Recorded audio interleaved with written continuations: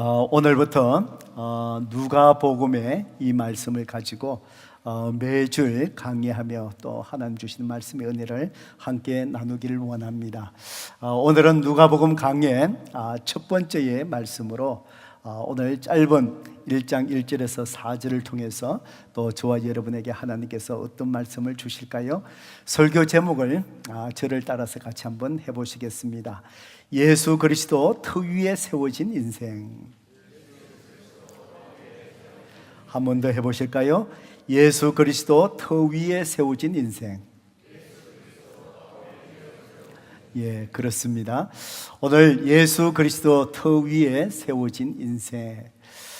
여러분의 인생, 여러분의 가정, 여러분의 삶이 어느 터 위에 세워져 있고 또 내 남은 앞으로 내 인생 속에 내 삶을 어느 터 위에 내가 잘 세워가야 될 것인가. 오늘 성령 하나님께서 저와 여러분 각자에게 세밀하게 말씀하시는 주님의 음성을 들을 수 있기를 주님의 이름으로 축복합니다. 우리는 매일같이 눈을 떨고 또 텔레비전을 보고 또 인터넷을 보게 되면은 참 세상에 수많은 그런 뉴스들이 우리에게 들려집니다. 때로는 정말 어떻게 이런 일이 일어날 수 있을까라는 참 그런 마음이 들 정도로 참 우리 마음을 또 아프게 하는 뉴스들도 참 많지요.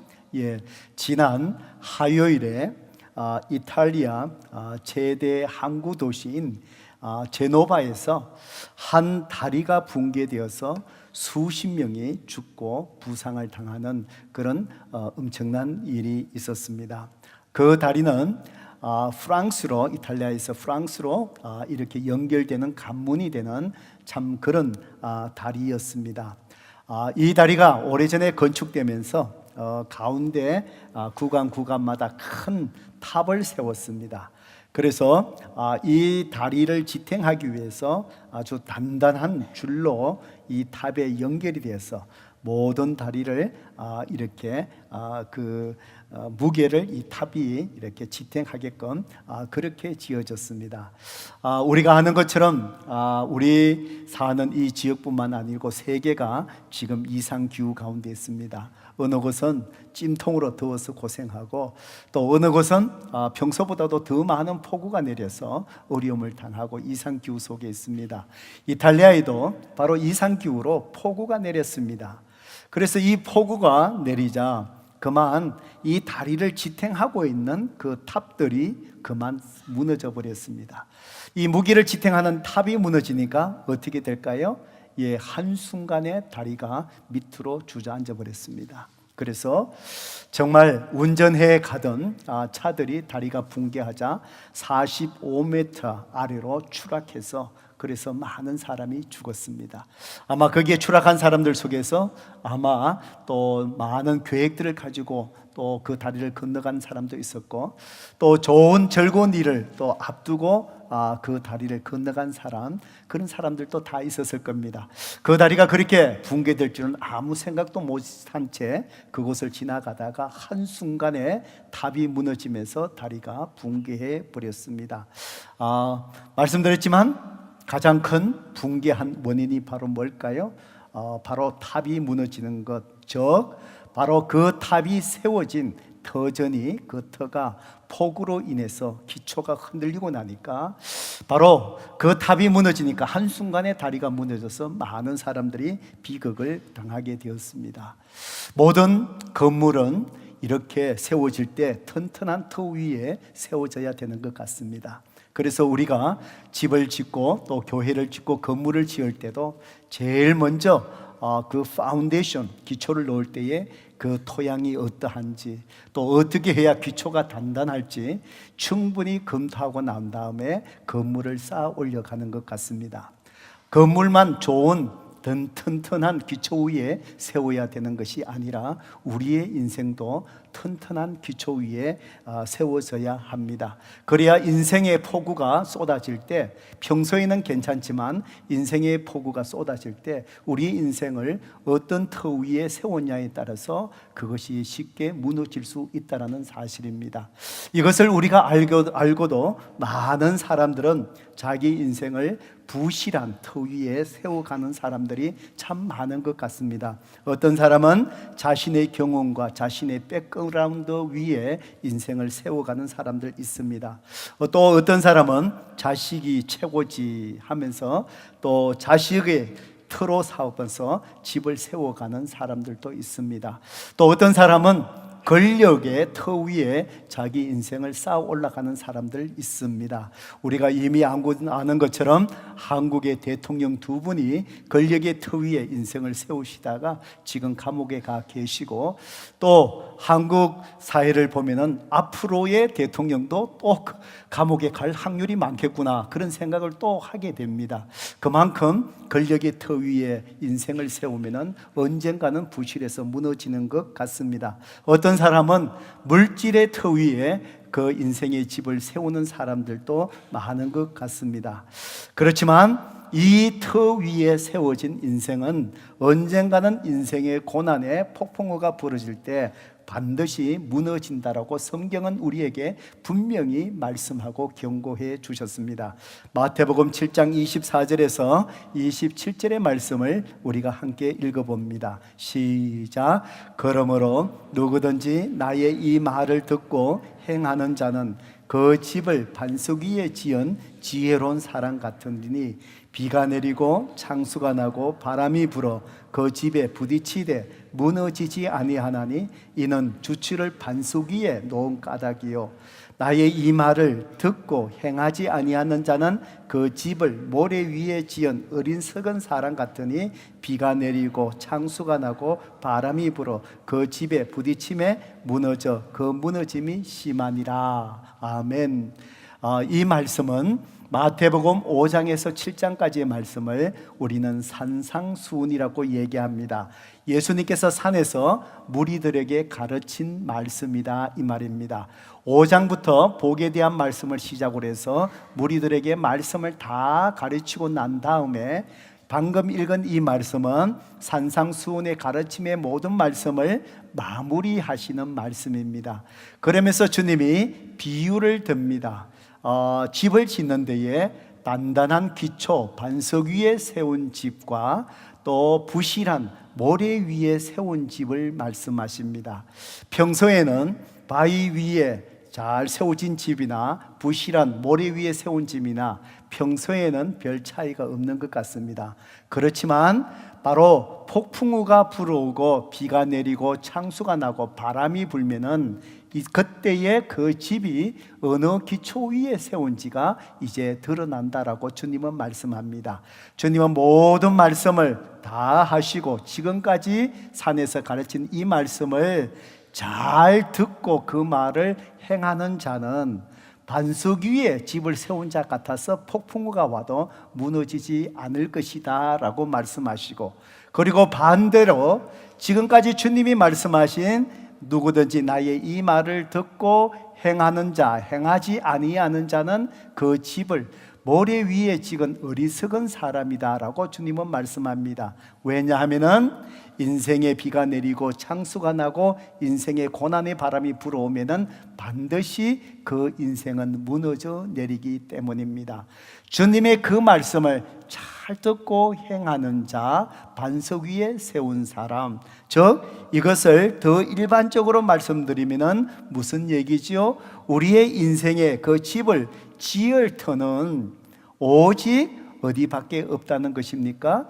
예수 그리스도의 터, 그 위에 인생을 지어야 되고 그 사람이 지혜롭다라고 주님은 말씀하신 것입니다. 주님 외에 다른 곳에 인생의 틀을 세워간 사람들은 바로 비가 오고 창수가 나고 바람이 불고 인생의 폭풍우가 올 때에 바로 그 위에 인생을 세운 사람들은 반드시 무너진다라고 주님은 말씀하셨습니다. 시편 95편 1절에 보면은 오라 우리가 여호와께 노래하며 우리 구원의 반석을 향하여 즐거이 부르자라고 시편 기자가 고백합니다. 하나님은 구원의 반석, 우리의 인생에 세워가야 될 바로 터 되신 분이다라고 성경은 얘기합니다. 바로 하나님 예수 그리스도가 바로 우리 인생들이 반드시 세워져야 될 인생의 터가 바로 우리 주님이 되십니다. 오늘부터 이 누가복음의 말씀을 우리가 같이 강의하고 묵상하게 될 텐데, 성경에는 4개의 복음서가 있습니다. 마태복음, 마가복음, 누가복음, 그 다음에 요한복음이 있습니다. 그래서 이 복음서 4개 속에서 바로 이 누가복음은 바로 누가 썼느냐? 의사의 직업을 가진 누가가 이 복음서를 기록을 했습니다. 그래서 이 누가복음을 읽어보면 다른 복음서와 다르게 바로 의사인 누가의 직업적인 그 부분들이 잘 드러나 있어서 정말 다른 복음서에 비해서 굉장히 상세하고 꼼꼼하고 그리고 논리적으로 잘 기록한 그런 특성이 있습니다. 여러분, 이 복음서는 다 하나같이 예수님이 누구이신지를 소개하고 있습니다. 그래서 유대인들에게 예수님이 누구신지를 소개하기 위해서 마태는 마태복음을 기록을 했습니다. 그리고 마가는 로마에 있는 바로 그리스도인들 또 이방인들, 로마 사회 속의 이방인들이 잘 이해하기 위해서 바로 마가복음이라는 것을 기록해서 예수님을 소개했습니다. 그래서 로마 이방인들은 그 당시에 많은 사람들이 노예 생활을 하고 있었습니다. 그래서 그들을 향하여 당신들이 노예이지 예수님도 바로 우리의 종으로서 이 땅에 오신 그런 메시아이시다. 그래서 마가복음은 특별히 그분들이 잘 이해할 수 있는 복음을 기록한 것이 마가복음입니다. 이 누가복음은 헬라 문화 속에 있는 많은 사람들, 그 사람들은 바로 인간이 이성으로서 모든 것을 할 수 있다라는 생각을 하는 그런 철학과 시대 사조 속에 살아가고 있는 사람들입니다. 그래서 그 사람들을 향하여 누가는 바로 이 오신 메시아 예수 그리스도는 우리와 똑같은 사람으로 오신 분이다, 그렇게 소개를 하고 있습니다. 그래서 누가복음을 읽어보면 인자는 이런 단어가 많이 나오는 이유가 바로 거기에 있습니다. 요한복음은 모든 사람들을 위해서 이제 예수님을 소개하는 복음서입니다. 자, 이 누가복음은 특별히 다른 복음서와 함께 예수님이 누구신가를 특별히 소개하면서 결론적으로 왜 누가가 이 복음서를 또 성령님에 의해서 기록하게 되었는가, 그 이유를 오늘 우리가 읽었던 1장 1절과 4절을 통해서 말씀하고 있습니다. 결론적으로 누가가 이 누가복음을 예수님을 소개하는 것이지만 이것을 누가복음을 기록한 이유가 결론적으로 얘기하면 오늘 설교 제목처럼 누가는 바로 모든 사람들이 인생의 집을 지어가고 있는데 그 인생의 집을 무너질 기초 위에 세워야 되는 것이 아니라 바로 예수 그리스도의 그 터 위에 우리 인생을 지어가야 됩니다. 이것을 모든 사람에게 깨닫게 해주려고 누가는 성령님에 의해서 이 누가복음을 기록하게 되었습니다. 성도 여러분, 그러면은 구체적으로 오늘 저와 여러분은 지금까지 우리 인생을 어느 터 위에 세워왔던 우리 자신을 돌아보면서 구체적으로 이제 남은 인생은 잘못 지으면 되지 않겠습니까? 잘못 터 위에, 무너질 터 위에 우리 인생의 집을 계속 지어갈 수는 없지 않습니까? 그렇다면 왜 우리는 남은 인생의 우리 인생을 예수 그리스도의 터 위에 우리 인생의 집을 지어가야 될까요? 오늘 이 본문의 말씀을 통해서 주님은 우리에게 그 이유를 2가지를 우리에게 말씀해 줍니다. 첫 번째로 1절에서 3절의 말씀을 통해서 주님은 말씀합니다. 왜 예수 그리스도의 터 위에 우리 인생의 집을 지어가야 되느냐? 왜냐하면 예수님을 통해서만 우리의 삶에 진정한 변화가 일어나기 때문입니다. 다시 한번 말씀드립니다. 정말 여러분의 인생이 변화되고 싶습니까? 여러분의 가정이 변화되고 싶습니까? 내가 더 이상 이렇게 살아서는 안 된다. 내 인생이 왜 이렇게 의욕이 없을까? 내 삶이 왜 이렇게 다람쥐 쳇바퀴 돌듯이 무의미하게 미국 생활에서 열심히 그냥 일만 하며 살아갈까? 이런 여러분이 가지는 순간순간마다 일어나는 삶에 대한 이해이 바로 뭘까요? 오늘 그 시대뿐만 아니라 오늘 이 시대에 정말 변화를 바라는 사람들, 그 길이 바로 무엇이냐? 예수 그리스도의 터 위에 우리의 인생을 지어야 우리의 삶이 내 자신뿐만 아니라 변화될 수 있다. 이것 때문에 누가는 이 복음서를 기록하게 되었다라고 말씀합니다. 한번 1절에서 3절 같이 한번 읽어볼까요? 읽어봅니다. 시작. 우리 중에 이루어진 사실에 대하여 처음부터 목적자와 말씀에 일꾼된 자들이 전하여 준 그대로 내력을 저술하려고 붓을 든 사람이 많은지라. 그 모든 일을 근원부터 자세히 미루어 살핀 나도 데오빌로 각하에게 차례대로 써보내는 것이 좋은 줄 알았노니 라고 이야기하면서 누가는 이것을 기록하게 된 첫 번째 이유를 설명합니다. 이 1절과 3절의 말씀을 제가 요약해서 설명하면 바로 이겁니다. 우리 가운데 이루어진 사실, 이것을 처음부터 목적자와 말씀에 일꾼된 자들, 이 사람들은 다 누구겠습니까? 바로 한 사람입니다. 따로따로 구분된 사람이 아니고 바로 예수님을 목격한 사람이고 동시에 또 하나님 말씀에 일꾼된 자들, 즉 누구를 이야기하느냐 하면은 바로 제자들 세대, 사도 세대를 얘기합니다. 예수님과 더불어 생활하고 가르침을 받고 목격한 사람들입니다. 이 사람들이 이제 나이가 다 많아지니까 자기가 경험하고 목격한 주님이 어떤 분이신지 그분의 가르침들, 그분이 행하신 모든 일들을 이제 그 다음 세대들에게 전하여 준 것이지요.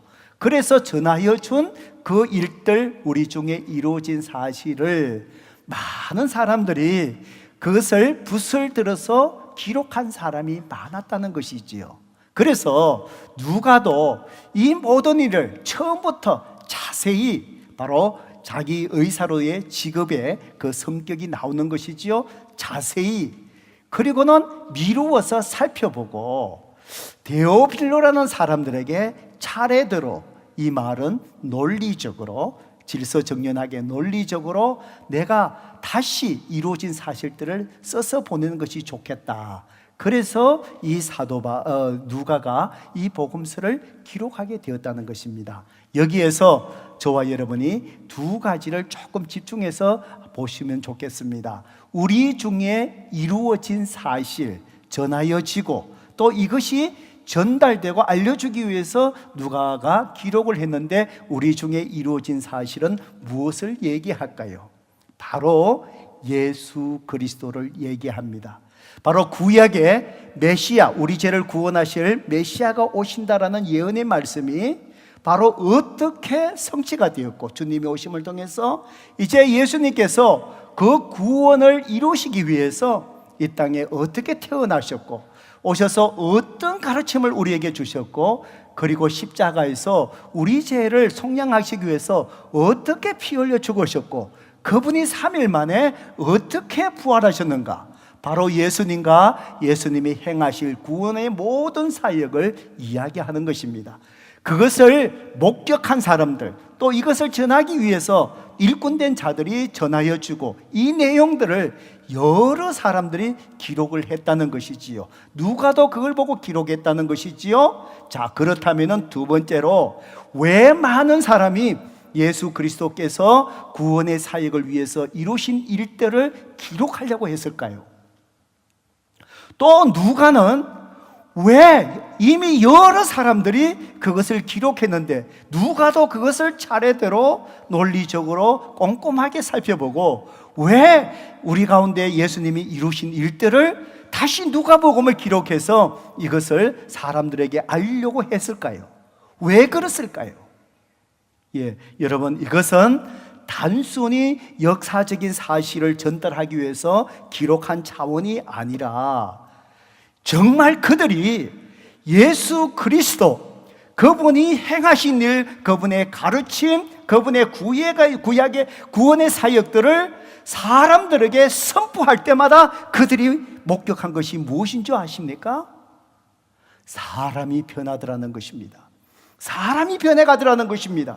죄의 문제가 예수님을 통해서 해결하고 나니까 그 사람들의 문제가 해결되고 그 가정이 변화되고 사회가 뒤바뀌기 시작하고 그런 변화의 일들을 목격하고 나니까 많은 사람들이 이걸 사람들에게 알릴 수밖에 없고, 누가 더 그것을 살펴보고 특별히 데오빌로라는 사람뿐만 아니라 그 시대에 헬라 문화권에 있는 사람들에게 예수님이 누구신지 알고 싶었던 그 동기, 그것 때문에 누가복음을 기록하게 되었다는 것입니다. 여러분, 요한복음 4장에 그 사마리아의 수가라는 동네의 우물가에서 사마리아 여인을 한번 생각해 보십시오. 주님이 정말 그 여인의 삶 속에 들어가셨습니다. 유대인들은 사마리아 지역을 통과하지 않는데 주님은 내가 사마리아로 가야 되겠다 하시면서 그쪽으로 가셨습니다. 아마 예수님은 이 수가성에 있는 이 여인을 이미 생각하고 계셨던 것 같습니다. 주님의 우물가에 있는데 대낮 12시에 사람들의 눈을 피해서 한 여인이 물길로 왔습니다. 주님이 냉수 한 그릇 달라고 합니다. 유대인이 사마리아 여인을 접촉도 하지 않고 교제도 하지 않는데 냉수를 달라 그러니까 어떻게 당신이 나에게 물을 달라고 요청을 합니까? 라고 대화가 시작되면서 바로 주님은 이 여인이 어떤 여인인지 이미 아셨습니다.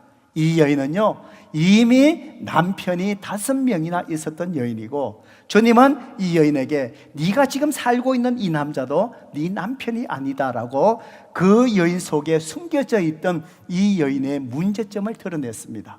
그렇습니다. 이 여인은 세상 속에 채워지지 않는 목마름으로 방황하며 살고 있었습니다. 이 남자를 바꾸고 내 모든 마음에 평안이 채워질까, 만족해질까? 또 채워지지 않자 저 남자를 또 바꾸어보고 여전히 채워지지 않고, 지금 이미 5 남편을 지금 같이 이렇게 생활을 해봤고 이제 6번째에 또 다른 사람에게 그 목마름을 채워보려고 이 여인은 만족하지 못해서 방황하는 사람입니다. 바로 이것이 오늘 이 시대에 만족하지 못하고 살아가는 저와 여러분의 모습은 혹시 아닌지요? 이렇게 하면 내가 만족함을 느낄까? 이렇게 하면 내가 행복할까? 여기 기웃 저기 기웃, 이렇게 사마리아 여인의 모습이 오늘 이 시대의 사람의 모습이 아닐까요? 그런데 이 여인이 예수 그리스도를 만나고 난 다음에 이 여인의 목마름이 해결된 거예요. 기쁨으로 넘친 거예요. 내가 메시아를 만났다. 동네 사람들에게 가서 사람들 주님 앞에 인도하는 전도자로 그 삶이 바뀌어 버린 거예요. 바로 이 성경 속에 복음서를 쓴 사람들은 이것을 기록하고 있는 거예요. 주님을 만나고 나니까 사람이 이렇게 바뀌더라는 거예요. 만족함이 방황이 끝나더라는 거예요.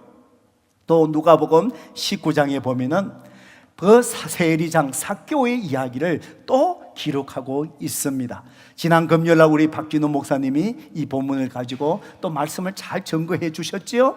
바로 이 세리장은 자기 민족의 세금을 로마를 대신해서 징수하면서 부당하게 지어서 많은 물질을 거둔 사람입니다. 어떤 의미에서 이 세리장은 바로 물질이라는 그 터 위에 자기 인생을 세운 사람입니다. 많은 물질을 남부럽지 않게 거두어들였습니다. 그런데 물질을 가졌는데도 이 사람의 마음이 평안이 없는 거예요.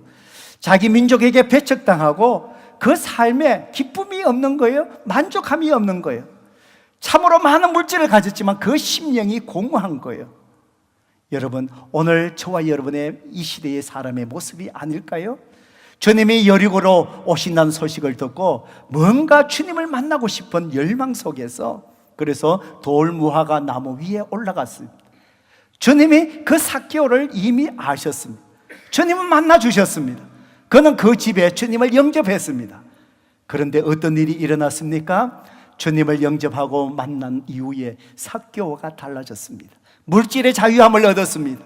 정죄감, 죄책감으로부터 자유함을 얻었습니다. 주님을 통해 제사함을 얻었습니다. 그 평생에 경험하지 못한 만족함을 누렸을 겁니다. 아마 이 삭개오가 자기 물질을 다 내어놓으면서 자기가 착취한 사람들이 돌려주겠다고 자유함을 누립니다.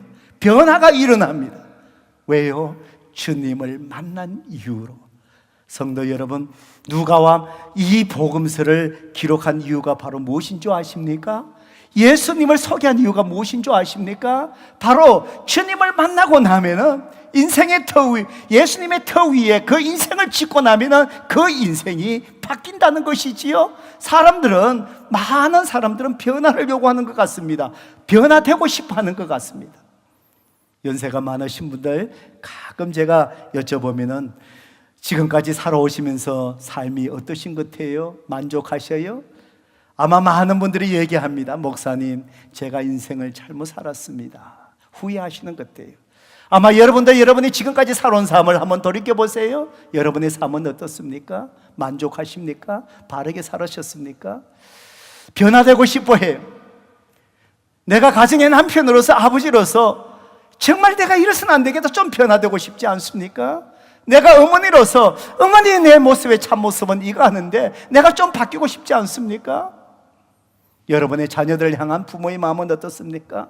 내 자녀가 좀 변화되고 싶지 않습니까? 내가 살아가는 환경이 좀 바뀌고 싶지 않습니까?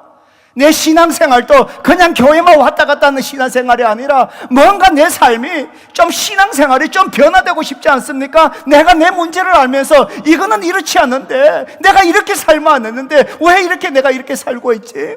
미국 와서 다람쥐 쳇바퀴 돌면서 이게 인생이 전부 다가 아닌데 내가 왜 이렇게 살고 있지? 여러분, 모든 사람은 자기와 자기 자신의 삶이 변화되기를 바라는 것 같습니다. 그런데 어떻게 해야 변화되는지는 잘 모르는 것 같아요. 내 의지적으로 한번 변화보겠다고 해보지만 우리는 우리 자신의 의지만으로 우리 자신은 결코 변화되지 않습니다. 진정한 변화를 주시는 분은 바로 오직 예수 그리스도이십니다. 그분을 만나야 됩니다. 그분이 내 삶 속에, 내가 주인으로 그분이 내 삶 속에 살아가실 때, 그때 내 삶은 내 모습이 아니라 내 안에 살아계신 주님의 모습이 내 삶을 통해서 드러나는 것이지요. 이것이 변화입니다. 주님을 만나야 됩니다. 바로 예수 그리스도의 그 터 위에 내 인생의 집을 지어 가셔야 합니다. 그래야 내가 할 수 없는 그 변화들이 주님을 통해서 변화되는 것이지요. 바로 그래서 누가는 이 누가복음, 이 복음서를 기록했다라고 우리에게 말씀하시는 겁니다. 성도 여러분, 여러분이 변화되고 싶습니까? 여러분의 가정이 정말 변화되고 싶습니까? 우리의 남은 여생이 지금과 같이 이렇게 살아서는 되지 않지 않겠습니까? 그렇다면 주님을 확실하게 만나시기 바랍니다. 그분 터 위에 여러분의 인생을 집을 지어가기로 결단하십시오. 내가 아니라 주님이 여러분의 삶을 변화시켜 주실 것입니다. 두 번째로, 예수 그리스도의 터 위에 우리는 왜 우리의 인생을 세워야 할까요? 바로 3절과 4절의 말씀을 통해서 바로 주님은 우리에게 두 번째 이유를 설명합니다. 예수님 안에서만 방황하는 삶의 마침표를 찍을 수 있기 때문이라고 얘기합니다.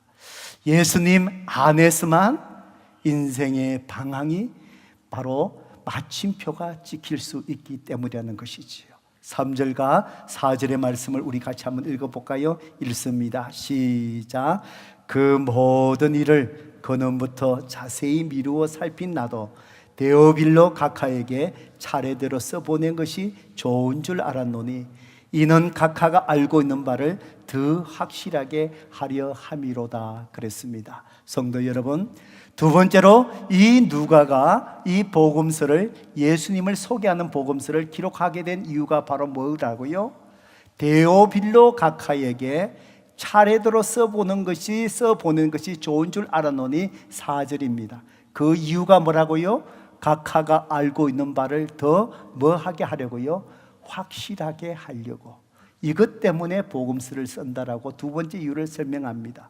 그런데 이 데오빌로라는 사람이 도대체 누구일까요? 각하라는 또 경칭을 또 쓰기도 하고요. 누구일까요?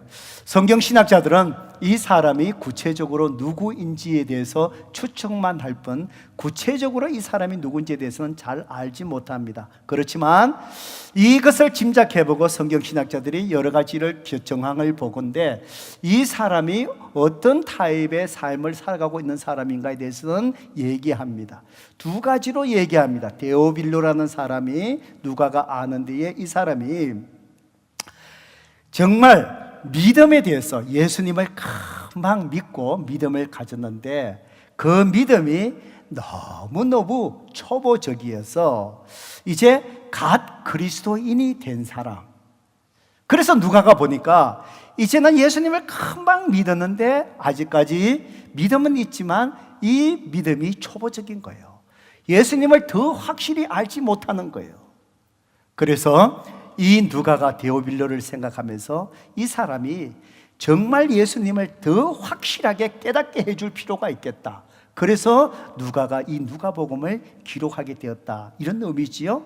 또 데오빌로가 어떤 성경신학자들은 얘기합니다. 이 사람은 아직까지 예수님을 믿지 않는 비그리스도인인데 이 사람이 정말 예수 그리스도가 누구신지를 알고 싶어하고 진리를 갈망하고 있는 아직 믿지 않는 비그리스도인, 뭔가 인생의 방황 속에서 뭔가 진리를 찾고 예수님을 알고 싶어하는 그 갈망, 바로 그런 상태에 있었기 때문에 바로 이 누가가 이 복음서를 기록했지 않았나, 이제 그런 얘기를 합니다. 어떤 타입의 사람이든 지금 이 복음서를 누가가 기록한 이유는 바로 뭘까요? 예수 그리스도가 누구신지를 바로 각하가 알고 있는 바를 더 확실하게 하려고, 어느 정도를 알고 있는데 그거 갖고 안 되고 더 확실하게 알려고. 성도 여러분, 정말 이 복음서를 기록한 것은 데오빌로뿐만 아니라 오늘 이 시대에 바로 이 자리에 있는 저와 여러분이 예수님을 만났다고 하지만, 예수님을 믿는다고 하지만 정말 그분이 어떤 분이신지를 아직도 확실하게 깨닫지 못해서 인생에 방황하고 있는 저와 여러분에게 그것을 확실하게 깨달아야 많이 방황하지 않을 수 있기 때문에, 그래서 누가가 이 복음서를 썼다는 그런 의미입니다. 성도 여러분, 인생의 목적지를 분명하지 아니하면은 우리는 한 방향으로 가지 못합니다. 정말 인생의 참 의미를 깨닫지 못하면은 쓸데없는 일에 우리의 인생을 낭비하게 됩니다.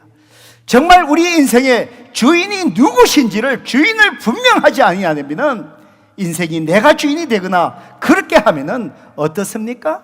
오늘 여기저기 기웃거리며 그냥 파도에 밀려다니는 돛담배처럼 그런 방황하는 인생을 살아갈 수밖에 없습니다.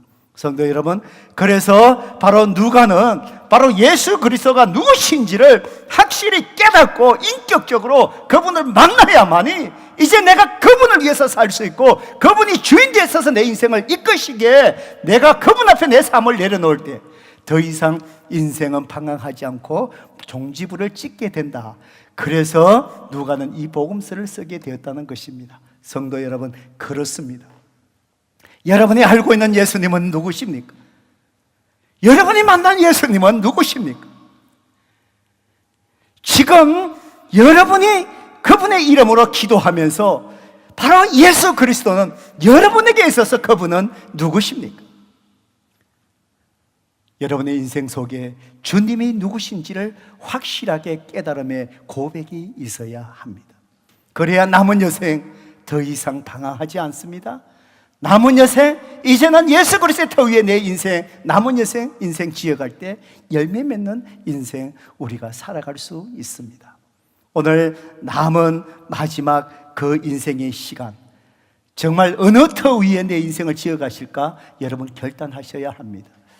제가 비행기를 타고 미국으로 올 때에 이제 비행기 타면서 한국 신문들을 쭉 여러 개 둬서 그 신문을 하나 이렇게 뽑아들고 비행기를 타고 오면서 신문을 읽었습니다. 읽다 보니까 아주 좋은 칼럼이 하나 있어서 예, 그래서 참 이게 감동적이구나. 그래서 요즘은 참 스마트폰 카메라 기능이 있으니까 얼마나 좋은지 모르겠습니다. 그거 이렇게 탁 찍어갖고 PDF 파일로 또 이렇게 전환하는 또 앱도 있잖아요. 예, 그러니까 이게 이제 참 좋은 것 같아요. 그때 제가 보면서 감동받은 그 칼럼 속에 이런 이야기가 있었습니다. 정말 마지막 인생에 우리 최고의 선택이 뭔가라는 선택에 대한 그런 그 제목이었습니다. 그렇지요? 우리 남은 인생의 터 위에 정말 무엇을 우리가 선택해야 정말 지혜로운가? 그 이야기 속에 이런 책에 나오는 이야기를 했습니다. 90살 된 할머니가 병실에서 입원하고 계셨는데 어느 날 병실에 이불을 팍 차고 나오시면서 이 주위의 사람들에게 얘기했습니다. 나는 여행을 떠날 거라고. 예, 그렇게 얘기를 했습니다. 그런데 이 노인은 여행을 할 만한 건강이 있지 못했습니다. 자궁암 말기로서 얼마 오래 살지 못하고 연세가 있고 오래 살 수 없는 그 상황 속에 있는 할머니였습니다. 그래서 나는 이제 여행을 할 거라고 입원실에서 나가서, 그러니까 모든 사람이 당황스러워했습니다. 주치의도 당황스러워했습니다. 바로 옆에 있던 아들이 의사 선생님에게 얘기했습니다. 의사 선생님, 이제 저희와 저희 가족들이 바로 어머니와 함께 캠핑카를 타고 어머니와 함께 여행을 떠나겠습니다. 그렇게 얘기를 하고 입원실에 나와서 이제 어머니와 함께 여행을 떠났습니다. 이 할머니의 이름은 노마라는 할머니였습니다. 이 할머니가 아들 며느리와 함께 마지막 1년을 캠핑카를 타고 여기저기 여행을 다 하시고, 그리고 1년 후에 세상을 떠나셨습니다. 이 할머니가 여행하는 동안에 여행하면서 느낀 감동적인 것들을 갖다가 적어놓은 글들을 이제 다 모아서 이 노인이 죽고 난 다음에 책을 펴냈습니다. 바로 그 책 이름이 Driving with Noma였습니다. 예, 그래서 그 책의 내용을 쭉 이렇게 읽어보면은 바로 자궁암 말기로서 이게 계속해서 이 통증이 심하게 오지 않겠습니까? 1년 동안 마지막까지 여행하면서 이 여인은 조금도 건강이 아픈 것에 대한 불평이나 그런 것들은 그 글 속에 하나도 볼 수가 없었답니다. 오직 글 속에는 여행을 하면서 낯선 세계에 대한 기쁨과 흥미로움과 즐거움과 가족과 보내는 마지막 시간의 행복을 아름답게 묘사하고 있었다는 것입니다. 그렇지 않습니까? 마지막 1년의 그 선택, 나는 여행을 떠나겠노라, 참 지혜로운 선택이 아닙니까? 우리가 잘 아는 죄와 벌이라는 이 책을 쓴 도스토옙스키, 이 사람은 28살에 내란 음모죄로 사형 선고를 받고 이제 사형 집행을 기다리고 있었습니다. 그는 마지막 사형 집행장에서 5분을 어떻게 쓸까를 그는 생각을 했다고 합니다. 사형장 동료들과 작별 인사를 나누는데 2분을 쓰기로 하고, 그리고 자신의 지금까지 삶을 돌아보는데 2분을 보내기로 하고, 마지막 1분은 눈을 들어서 주위를 돌아보며 자연의 경치를 보고 마지막 인생을 마감하려고 계획을 했답니다. 참 죽음 앞에서 두려워하기보다도 그래도 5분의 시간을 지혜롭게 선택하고 쓰는 지혜가 있는 것 같습니다. 성도 여러분, 우리 인생에게도 정한 날이 있습니다. 우리 인생 속에도 이제 마지막 남은 시간, 어떤 사람은 더 빠르게 다가올지도 모르겠습니다. 그 마지막 때를, 그 마지막 시간을 우리는 어떻게 보낼 것인지 오늘 이 시간 다시 한번 생각해 봐야 됩니다. 누가가 이 복음서를 쓴 것은 바로 이 마지막 시간, 얼마 남지 않은 마지막 시간 속에 살아가는 사람들, 정말 그 인생 속에 진정한 변화를 맛보아야 되고, 그 인생 속에 더 이상 방황하지 않은 한 방향으로 나아가는 기쁨을 누릴 수 있는 그 인생을 경험해야 되기 때문에, 바로 누가는 바로 그 인생 속에 터 세워져야 될 그 터가 예수 그리스도, 이분이 모든 사람이 필요하기에 그는 붓을 들어 성령의 인도하심을 통해 예수님을 소개하는 이 복음서를 기록했다는 사실입니다. 성도 여러분, 오늘 여러분의 인생은 어떻습니까? 남은 인생, 지금과 다르게 정말 여러분이 변화되고, 여러분의 가정이 변화되고, 자녀들이 변화되는 정말 변화된 삶을 살고 싶지 않으십니까? 이제는 여기저기에 세상의 것에 목말라 하며 여기에 기웃 저기에 기웃하면서 세상과 짜가면서 살아가는 어중쩡한 그 삶의 마침표를 이제는 남은 인생 종지부를 찍어야 되지 않겠습니까? 바로 그것은 무엇입니까? 우리의 인생의 틀을 예수 그리스도 위에 세우셔야 합니다. 지금 여러분의 인생의 틀가 잘못되었다면 그 틀을 다시 닦으셔야 합니다. 오직 예수 그리스도만이 저와 여러분의 소망이 되십니다. 그분은 여러분을 결코 실망시키지 아니할 것입니다. 그분은 여러분을 변화시켜 주실 것입니다. 기쁨을 회복해 주실 것입니다. 천국을 향하여 나가는 나그네의 즐거움을 더해 주실 것입니다. 이제는 더 이상 방황하지 않을 것입니다. 그분을 위해서라면 여러분의 인생의 최고의 가치와 기쁨을 누리는 그 인생을 살아가게 될 것입니다. 오늘 여러분의 인생 속에 예수 그리스도의 그 터 위에 여러분의 인생의 집, 여러분의 가정, 여러분의 사업의 터전, 여러분의 자녀를 잘 세워가는 지혜로운 자 되기를 주님의 이름으로 축복합니다.